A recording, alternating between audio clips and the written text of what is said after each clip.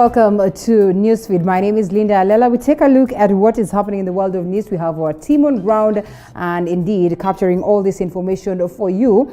To kickstart the conversation is on matters BBI, and the Secretariat has submitted 4.4 million signatures to the Independent Electoral and Boundaries Commission for verification. The signatures were presented to the Electoral Body Chair, Wafula Chebukati, who says the verification will have to wait for the budgetary allocation to commence. 5.2 million signatures had been collected, implying the internal verification weeded out 800,000 fake signatures. Josh Onsari has been following up on this and now joins us live. Onsari, what else do we know about this process?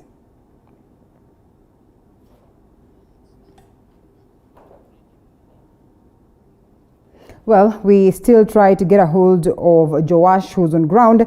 Once we get that signal clear, we'll have him update us. But away from it, the president, that is President Uhuru Kenyatta, is expected to arrive at Kibarani for a groundbreaking session for the construction of the Makupa Bridge. Now, the bridge is meant to give free flow of the Indian Ocean into Mombasa. Now, let's take a look at that.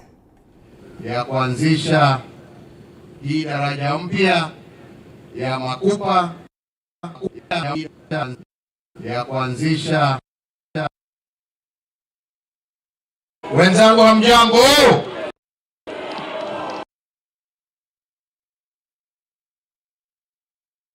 Hamjambo tena? Hebu tusalimiane tafadhali pale tulipo, hata nyinyi wenzetu huko juu hamjambo? Asanteni sana. Tuko hapa siku ya leo kwa sababu ya hii shughuli ya kuanzisha hii daraja mpya ya Makupa, ambao kwa majaliwa ya Mwenyezi Mungu na kila kitu iende sawa, baada ya miezi 12 hii itakuwa imeisha na Mombasa itakuwa kiziwa tena. Si namna hiyo? Na hiyo itahakikisha ya kwamba Mombasa imeweza kurudisha ile nyota ambayo ilikuwa naye zamani ya kuwa kiziwa kikubwa na maendeleo mengi katika coastline yetu hii ya East Africa. Na hiyo ndio tunataka kurudia. Na tunaamini tukifanya hivyo italete sifa kubwa kwa Mombasa. Ikilete sifa kwa Mombasa, inalete wawekezaji wakuje walete mali yao Mombasa. Wawekezaji wakiingia, hiyo ni kazi kwa vijana wetu, hiyo ni ya watu wetu. Tunaelewana wenzangu? Na hii ni kati ya shughuli zingine nyingi ambazo tunaendelea kutekeleza. Vile ndugu yangu hapa ametaja gavana, tumetoka sasa kiwanda cha KVM ambapo wanatengeneza magari, na kwa mara ya kwanza baada ya miaka 25 wameanza tena kuunda magari ya saloon cars ambayo sasa itakuwa na bei nafuu na ambao Wakenya wenyewe wataweza kuyanunua na kuhakikisha ya kwamba vijana wetu sasa wataongezeka idadi ya watu ambao wanaandikwa, na the automotive industry will become alive once again in the Republic of Kenya, and this is the industrialization and manufacturing ambayo tunaongea juu yake. Kwa sababu bila kutenda mambo kama haya, bila kupata maendeleo kama haya, kazi haitapatikana. Tunaelewana? Na ndipo mimi naambia wenzangu sana, tafadhalini, siasa ni kuboresha maisha ya Wakenya. Siasa sio ya matusi na kuingiliana na kuipiga masaa 24 siku 365. Hapana. Siasa na wakati wake. Huu mwingine, jamii, tushirikiane kama viongozi tuboreshe maisha ya watu wetu. Hawa nyinyi wasemaji wenzangu? Siri namna hiyo? Na ndipo hata kama ni wakati huu wa corona ambao umekuwa mgumu, nikasema ya kwamba tunataka kutafuta mbinu ambayo itatusaidia kuhakikisha ya kwamba vijana wetu hawatawachwa bure, na huu mradi wa kazi mtaani tukauanza katika kila kona ya Kenya yetu. Na nimefurahi mheshimiwa ametaja hapo ya kwamba sasa zaidi ya wananchi Well, more details of that, Mario Mocharo will be focusing on ensuring that you're updated on the same. But away from it, the lack of a lawyer to deal with the street families' menace is fueling an influx of foreigners on Kenyan streets. This is according to the National Steering Committee board member Wario Yatani, who says that after being arrested, arraigned, charged and repatriated to their countries of foreign. Of course, these foreigners will always find a way back to the streets due to lack of a law that allows for their detention. Is the development of the policy, and therefore we are sharing the draft policy on how we shall be able to get free of street families in this country. You see this policy. We shall be having this public participation in that 5 counties in these countries. We shall be able to hear your views and be able to incorporate them in this policy draft policy document. With the views that we collected in January, we realized that there were so many street families that are not necessarily Kenyans. And what we realized is that the majority of some of these people are from Tanzania. This policy addresses this to see how now the bordering countries can be able to work on this policy document so that we'll be able to avert this crisis. The Anti-FGM Board and AMREF Health Africa have rolled out a sensitization program aimed at persuading elders from Samburu community against female genital mutilation. Now, the project, dubbed Koota Injena, involves community dialogues between community elders as it fully appreciates the major role played by elders in the war against FGM. Now, the program has been rolled out in Nyiru, Wamba, Ndoto, Loroki, Kulal and Marsabit areas. Naendelea kwamba njia mwafaka wa kukomesha ukeketaji ya wasichana, ndoa za mapema na kuinua dhamana ya wasichana ni kwa kupitia wazee wa ukoo wa juu ya jamii ya Samburu. Tumekubaliana na wazee wa hizi mlima zote kwamba ukeketaji ni tamaduni ambayo inafaa kuachiliwa mbali ama kutupiwa mbali. Ukeketaji ni dhuluma. Na dhuluma ni mpaka tuongee na wazee kwa sababu wote wanasema hii ni mila yetu. Sasa leo tulikuwa na dialogue kuongea, wanaongea na sisi tunaongea. Na tumeongea na tumekubaliana ya kwamba sasa mkutano ya mwisho Well, first, back to our first story. The BBI Secretariat has submitted 4.4 million signatures to the Independent Electoral and Boundaries Commission for verification. Now, the signatures were presented to the electoral body chair, that is Wafula Chebukati, who says the verification will have to wait for the budgetary allocation to commence. 5.2 million signatures had been collected, implying the internal verification weeded out about 800,000 fake signatures. And Joash Onsari has been following up on the same and now joins us live. Onsari, what more do we know?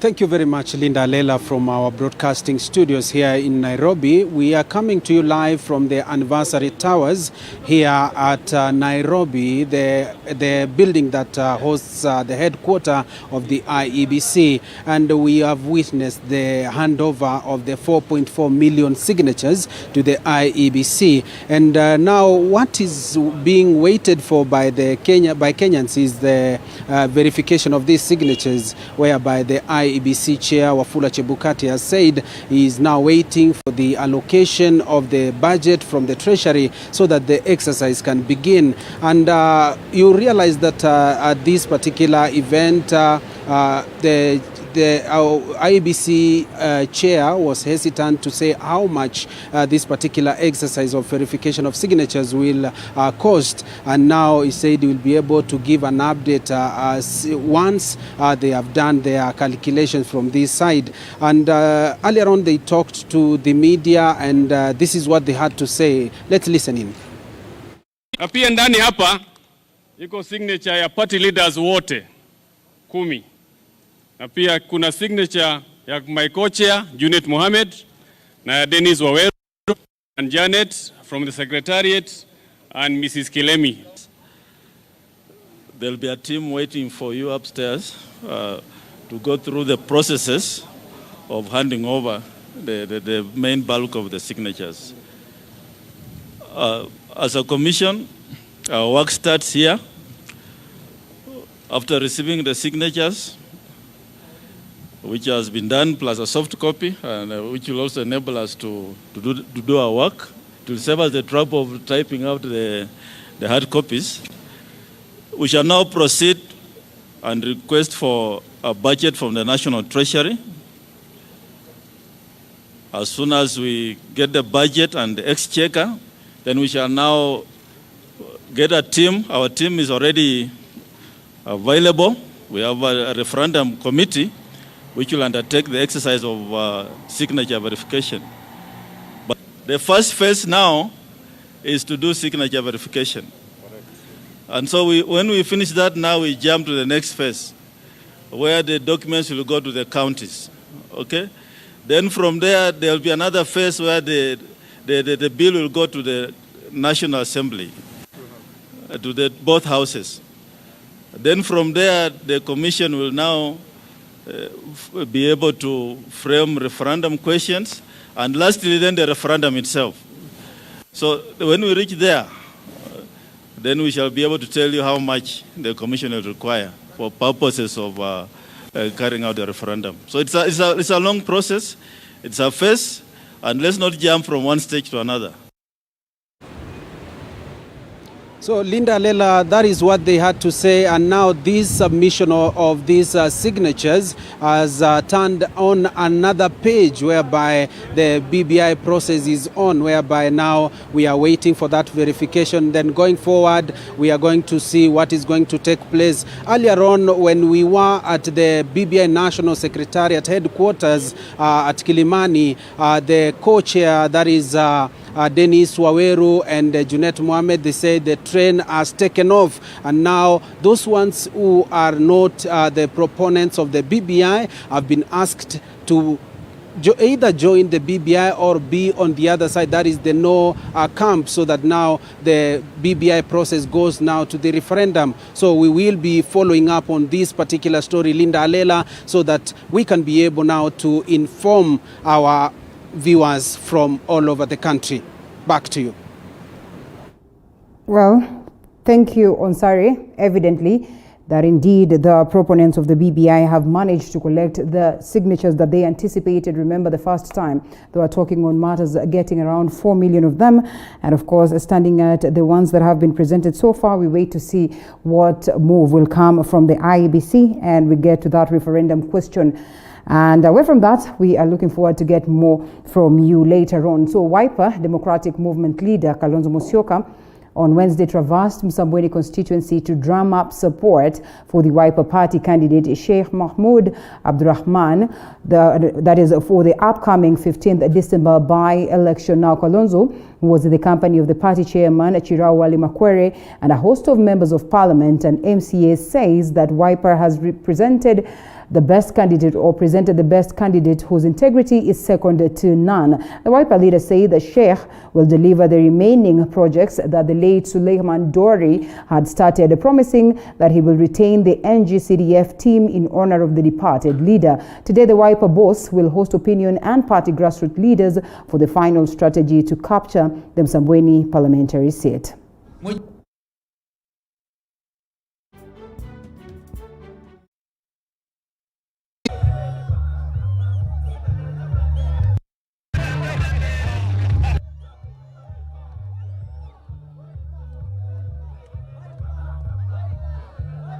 Kwa hivyo vile tumekuja, mujihisi kwamba tuko pamoja nanyi.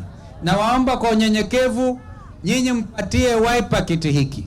Mkifanya hivyo, mtakuwa mmeanza sasa kuelekeza njia mahali tunataka kuelekea. Na waomba kwa unyenyekevu mpigie huyu kijana yetu ambaye ameonyesha wazi akona ukakamavu, anajua kuishi na watu, ana fitina. Tumempekua kama chama cha Wiper, na tukaona huyu akibeba bendera ya Wiper hata tuaibisha. Na nyinyi tumekuja basi tuwaulizeni kwa heshima, mtuunge mkono kwani mtakuwa mmempata kiongozi mtumishi. Yeye nimejua kwamba kiongozi aliyelala Mheshimiwa Dori aliyekuwa mbunge wenu alikuwa ameanzisha miradi mingine ya maana. Kwanza hiyo aikamilishe. Na hata ile timu ya Dori ujue hiyo ukishika usiwafute kazi. Kwa sababu wewe utakuja tena hapa 2022 tutafute kiti.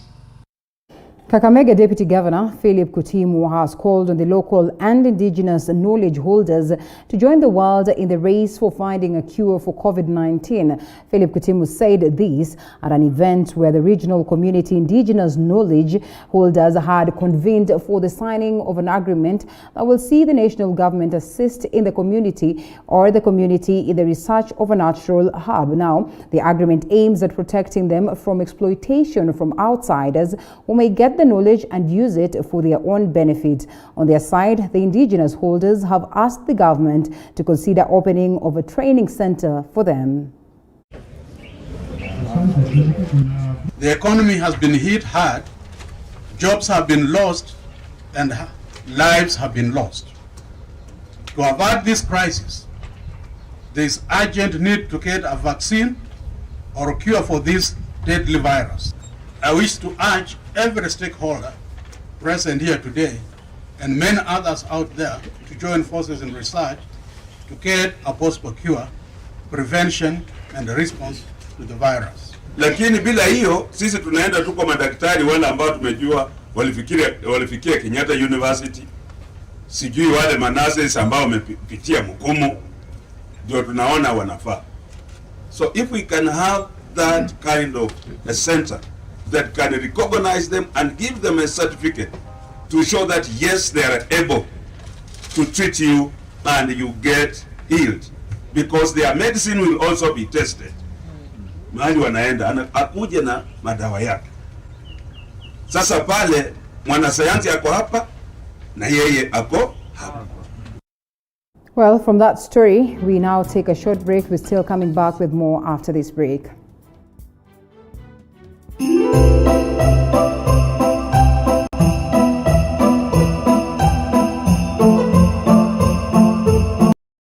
Wajuao walisema kwamba jina jema hung'aa hata gizani. Na vilevile wakasema bora ni bora iliyoboreshwa, na habari za TV47 zinazidi kuimarika kila kuchapo. Tunasanzuka na kutamba ili kuhakikisha tunaweka bayana taarifa kemkem zenye usawa na mantiki. Katika mida ya alasiri kabla ya jua kutua, kutoka kaunti 001 na kupeperushia shina la upeo. Na inapowadia saa 1 kamili, nachukua usukani kukufahamisha na kukupeperushia taarifa ipasavyo. Tutakueleza ni kipi kilichojiri na wahusika ni wepi. Ungana nasi kila siku ya wiki tukujuze, kwani usilolijua ni kama usiku wa giza.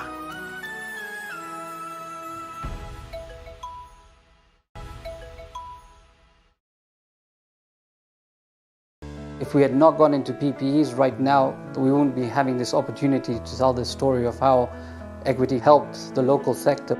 There's a lot more that we can do locally. Let's explore and let's see what we can do. Equity, bega kwa bega. Wajuao walisema kwamba jina jema hung'aa hata gizani.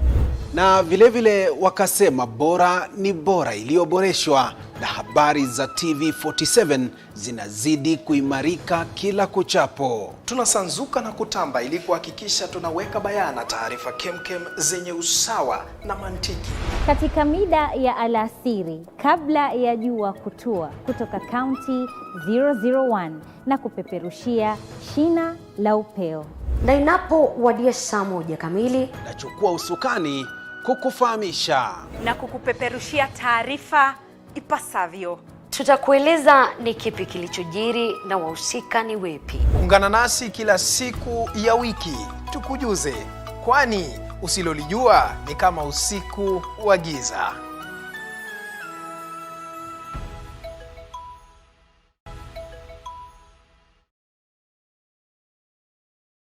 If we had not gone into PPEs right now, we wouldn't be having this opportunity to tell the story of how equity helped the local sector.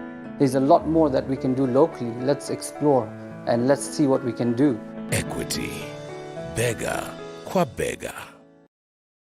Wajuao walisema kwamba jina jema hung'aa hata gizani.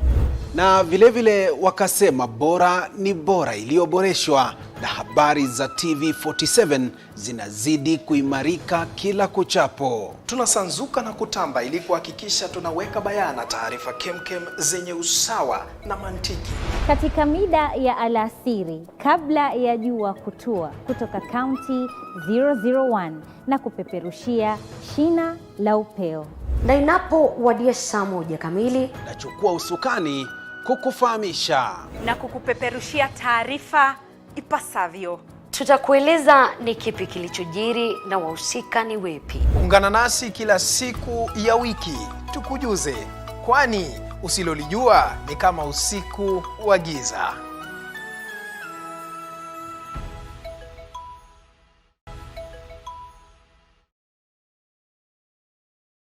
If we had not gone into PPEs right now, we wouldn't be having this opportunity to tell the story of how equity helped the local sector.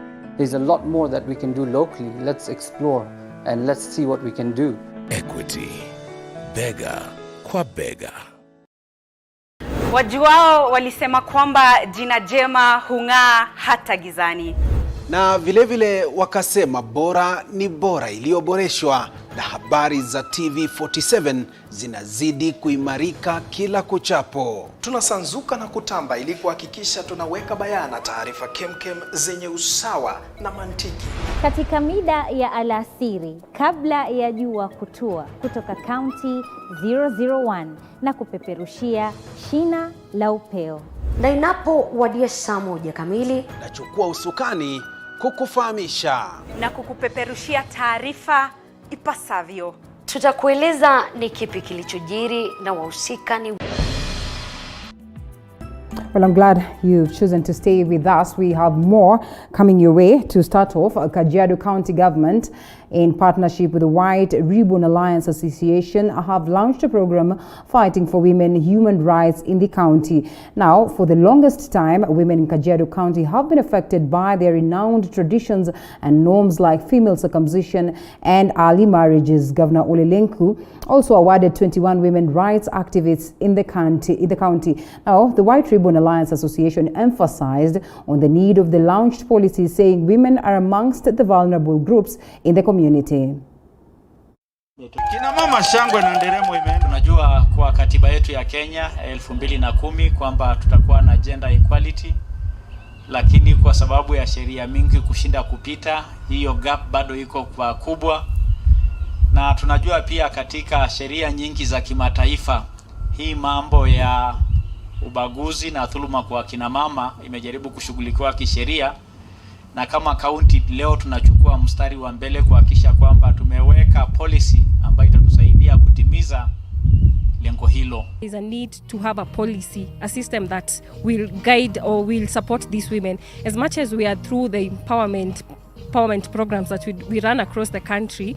Tumeona ni kwamba like hawa wanawake walazima wakuwe na kitu ina support, na the legal document that can support them is a policy. Kuna kazi, maana bado hatujapata nafasi ya kuwakilisha jamii. Hatujapata hata katika ile meza ya kuamua mambo, bado hatujapata nafasi ile ambayo tunataka. Well, away from that to a rather sad one, a family in Murang'a County, Gatuma Naro Kandara, is in distress for not being able to bury their loved one whose body has been preserved at Thika Morgue for over 1 year and 3 months due to lack of public feeder roads.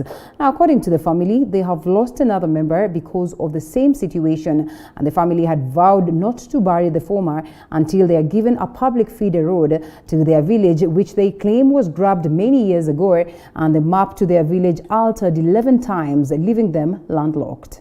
Ile map number 3 haria kinyire.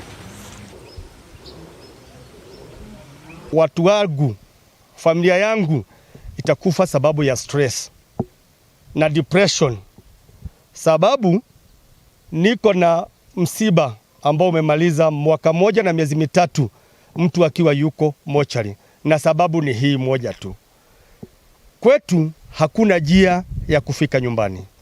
Sasa kitu ile tulifika mwisho, tulienda tukaambiwa ofisi za RATS Nairobi, tukaambiwa twende Murang'a tuagize tutolewe mapu ambao unaitwa demarcation, lakini mpaka wa leo hiyo demarcation sheet hakuna mtu ambaye yuko tayari kwa those offices, yuko tayari kutuambia. Kila wakati tukienda ni kutuzungusha. Ningetaka kuomba serikali ikaweze kutusaidia. Nikiongea kwa ufupi, kama wakati huu tuko na mwili ambao umekaa mochari mwaka mmoja na miezi mitatu. Kwa sababu ya hiyo kukawa na ndugu yangu mwingine ambayo alikufa baadaye. Hata naye saa hii ako kwa mochari. Jana tulikuwa tunazika my sister mwingine kwa sababu ya hayo mambo. Back to some bit of politics. Political leaders have been taking the BBI campaigns in the villages, with Deputy President William Ruto's allies pursuing a consensus in Ukambani. Speaking during burial of former Masaku Municipal Mayor Fidelis Kimuyu at Kaani, Bavoko Member of Parliament Patrick Makau challenged those opposing the BBI to come clear on what they are against in the BBI without misleading the public. BBI, kesho utaki Deputy President. Kama utaki BBI, sema utaki. Twende kwa uwanja, tutakutana na wewe na tutaona ni nani. Lakini kama ni BBI ambayo naongea juu ya Mkenya, please wacha kuleta no yes. We don't want a contest. It's time for us to agree as a nation and we walk on one road without fighting, without name calling, without this funny misgivings. Is like a priority, and that it's a big shame for doctors to be able to die without proper treatment, and especially for lack of